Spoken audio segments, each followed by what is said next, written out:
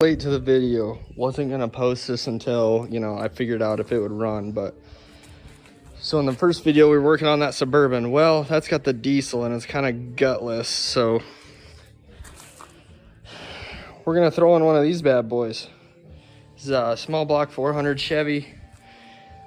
Got it for free, unknown. Got the heads at my work already. We're grinding the valves and stuff at my shop I work at.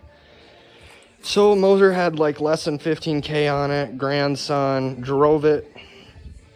Upper pulley of the water pump froze, overheated, burst the upper hose, and the rings froze to the cylinder wall. So I've had it sat.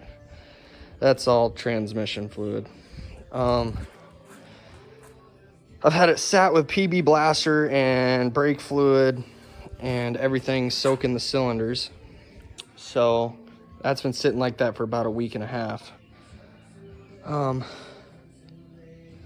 So these two were the culprits right here. You can see the amount of rust sludge in there. Those are the bad ones. That one has a lot, and this guy is the one that's still stuck.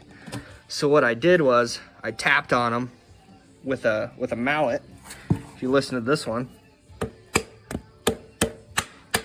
you can kind of hear it. This one, hear how freaking solid that is? Yeah, I knew every one was sounding like that one. So I was like, okay, we only got one cylinder that's still stuck, because I was sitting there rocking it back and forth for a while.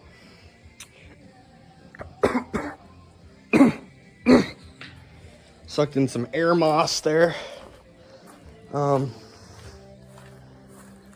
Yeah, so we got a little bit of a mess, this barn rebuild here. Rolled it off a truck bed onto some tires.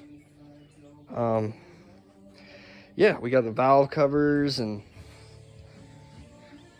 but yeah, anyway, I'll show you that it spins. Literally no effort. That was the only one that was holding it up. It's still holding. I got no idea what I'm gonna do from here. I think I'm just gonna wail on that one. I don't know, we'll see. But yeah, if you look at this, she moves with like no effort, and it's off to the side down there. If you guys are wondering if it's damaging the crank journal, yeah, no. See, it's back and forth, and they're all like, I thought that rust would be really bad, but look at that. Look at that cylinder wall. That's not even bad. A good hone, and she's good to go. The tops are a little rough, but that's just because I haven't pushed them up that far yet. Even this one, though, the rust is just wiping off. Never tried brake fluid, but it eats rust. Anyway, I'll catch you guys back when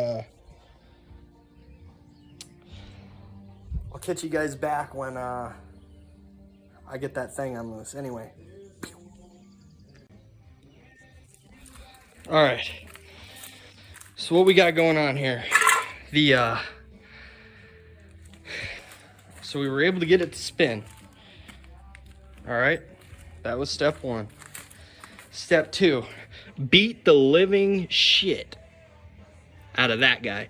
Anyway, so she slid past. You can see in here, that is a vicious rust freaking ridge right there. So what we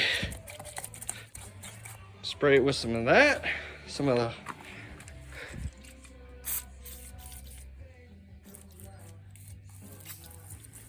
spray it with a little of that. And you get your last thing of sandpaper, I guess. And just want a little piece, just like that. Spread. Don't get any in the crocks. And then you just want to sit here and...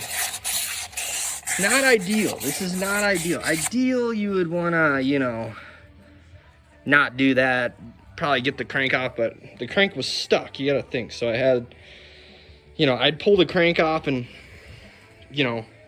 pull the other pistons out and stuff, but I'm not gonna do that because I still got that torque converter on there.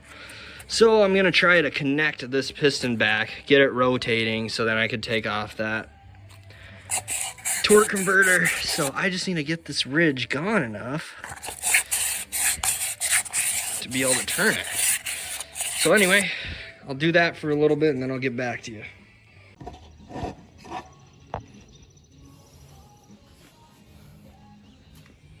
Okay, so what we got going on now,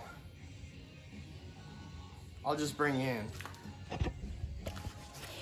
So obviously you can see there, man, that's some bad rust damage right there. But are we going to fix that? Nope. We're going to just blow a hone right through that shit and pray. So now I'm gonna smash that back up and connect it back to the crank, and we'll spin it one full revolution hopefully, and I'll get back to you guys when I'm about to spin it. All right, update. My ADHD and myself got into a bit of a predicament.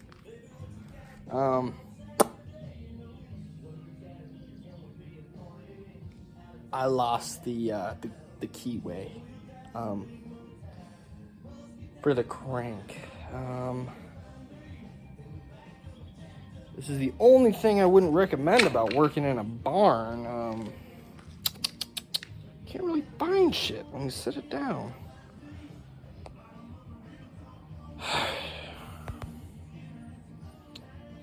How the fuck to flip the fucking screen? Never mind, guys, I got it. In all the midst of doing everything else, there it is. Autism, check. All right. Boom. There's crank socket. All right, I will get back to you guys now when I have that hooked up. All right, guys, it's a little past whatever. It's been a while. I took a break, had a few step twos. Got the unit running. But yeah, she turns. And look at that, she is clean.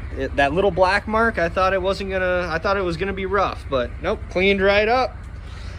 Now she's ready. I'm gonna take all that stuff away, clean up some of this odds and ends, just throw it out of sight, out of mind.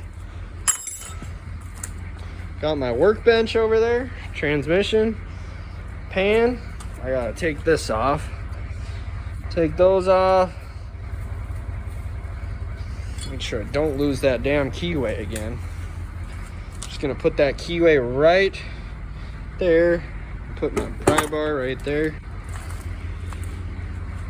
Yeah, so that's how you get a motor unstuck. I mean, obviously this one wasn't that bad.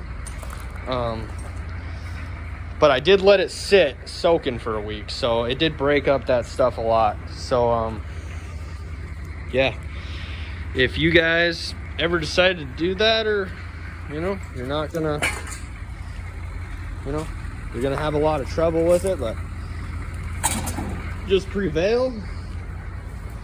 And yeah, now it's a rebuildable motor. Now I'll probably put it in a hot tank after I get everything out of it and get her whipped. Yeah. See you guys next time.